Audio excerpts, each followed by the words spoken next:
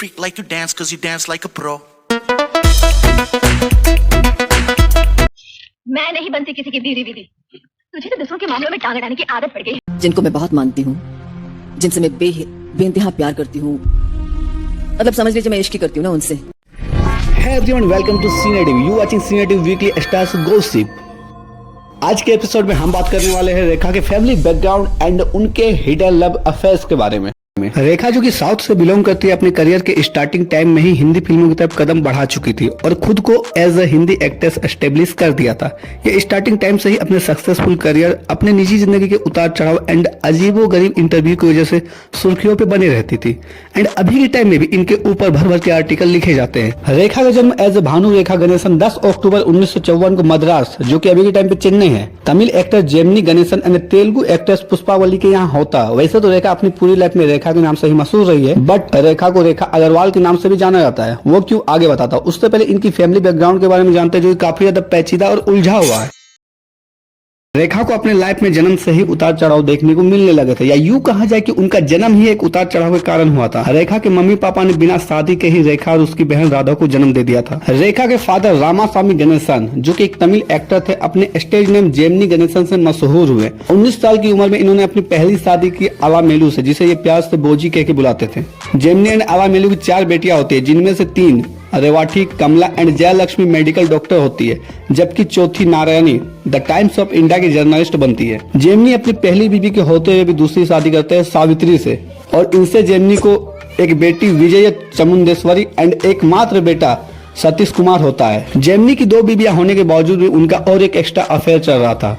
वो कोई और नहीं, रेखा की माँ पुष्पावली थी, जो एक तेलुगु एक्ट्रेस हुआ करती थी। जेमिनी एंड पुष्पावली की 2 बेटियां होती है। बड़ी बेटी रेखा, जो कि इंडियन सिनेमा की फेमस एक्ट्रेस बनती है, एंड दूसरी बेटी राधा, जो तमिल फिल्मों में काम किया करती थी जब तक कि शादी करके यूएस में सेटल नहीं हो गई। रेखा के पापा जेमिनी गणेशन की रिलेशनशिप का एक स्टोरी तो है ही, साथ में इसकी माँ पुष्पावली का भी रिलेशनशिप का एक अलग ही स्टोरी है। पुष्पावली की पहली शादी 1940 में आईवी रंगाचार्य से होती है, जिनसे इनको 2 बच्चे होते हैं, बाबजी एंड रामा, एंड 1946 में ये दोनों अलग हो जाते हैं। बाद में पुष्पावली जेमिनी गणेशन के रिलेशनशिप में आती है, लेकिन इन दोनों की शादी कभी हो नहीं पाती है, क्योंकि 1956 तक हिंदू एक्ट के अकॉर्डिंग कोई भी डिवोर्स का कानून था नहीं। ऐसे में पुष्पावली का डिवोर्स जब तक आईवी रंगाचार्य से होता नहीं, उनका शादी किसी और से करना पॉसिबल था ही नहीं। जब जेमिनी गणेशन को इस चीज का रियलाइज होता है, तो वो पुष्पावली एंड अपनी बेटी रेखा से दूरियां बनाने लगते हैं। आगे चल के पुष्पावली के प्रकाश से शादी करती है एंड अपना ऑफिशियल नाम के पुष्पावली रख लेती है। इनसे इनको और 2 बच्चे होते हैं, धनलक्ष्मी एंड शेषु। आगे से के पुष्पावली 1991 मरने तक अपने 6 बच्चों के साथ सर्वाइव करती है।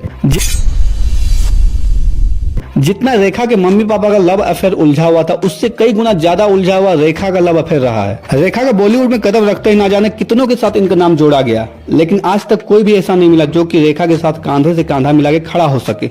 मतलब किसी के साथ भी इनका रिश्ता शादी तक नहीं पहुंचा। रेखा फिल्म सावन भादो से बॉलीवुड में एंट्री करती है, जिसमें इनके ऑपोजिट में नवीन निश्चल नजर आते हैं। इस मूवी के दौरान इन दोनों के बीच करीबियां बढ़ती है और इनका लव अफेयर का चर्चा शुरू हो जाता है, लेकिन कुछ समय बाद नवीन निश्चल का किसी और के साथ अफेयर सुनने को मिलता है और इनका रिश्ता यहीं पे खत्म हो जाता है। नवीन निश्चल के बाद रेखा जितेंद्र के साथ रिलेशनशिप में आती है। हालांकि जितेंद्र इस वक्त अपनी गर्लफ्रेंड शोभा कपूर के साथ रिश्ते में थे, लेकिन शोभा अपने काम के सिलसिले से ज्यादातर विदेश में रहा करती थी, और इस बीच जितेंद्र एंड रेखा एक दूसरे को डेट किया करते थे। रेखा की माने तो रेखा ने जितेंद्र को अपने साथी गुरु को ये कहते हुए सुन लिया था कि रेखा उसके लिए एक बेस्ट टाइम पास है, जिसके बाद इन दोनों का ब्रेकअप हो जाता है। रेखा के साथ अगला नाम किरण कुमार का जोड़ा गया। हालांकि ये रिश्ता बहुत ज्यादा चर्चा में आया नहीं, बहुत ही कम टाइम में ये दोनों अलग हो गए। इसके बाद रेखा एंड विनोद मेहरा कुछ फिल्मों में साथ नजर आते। इस बीच इन दोनों का प्यार परवान चढ़ने लगता है। हालांकि विनोद मेहरा ऑलरेडी 2 शादियां कर चुके थे और उनसे उनका डिवोर्स भी हो चुका था। खबरों की माने तो विनोद मेहरा एंड रेखा ने कोलकाता में शादी भी कर ली थी। जब विनोद मेहरा रेखा को अपने घर लेके जाते हैं,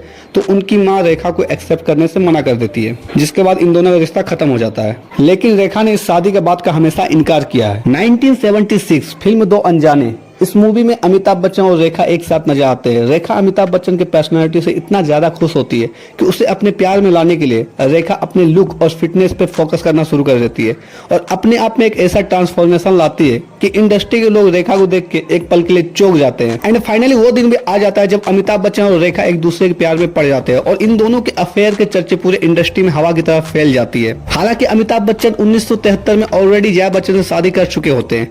एंड यहाँ पे और एक इंटरेस्टिंग बात है इन दोनों के रिश्ते से पहले रेखा और जया बच्चन एक अच्छे दोस्त हुआ करते थे, क्योंकि इन दोनों ने एक ही टाइम पे बॉलीवुड में एंट्री मारी थी, तो इन दोनों की अच्छी खासी बनती थी। फिर आता है 1980, ऋषि कपूर और नीतू सिंह की शादी की पार्टी में रेखा अपने मांग में सिंदूर भर के शामिल होती है।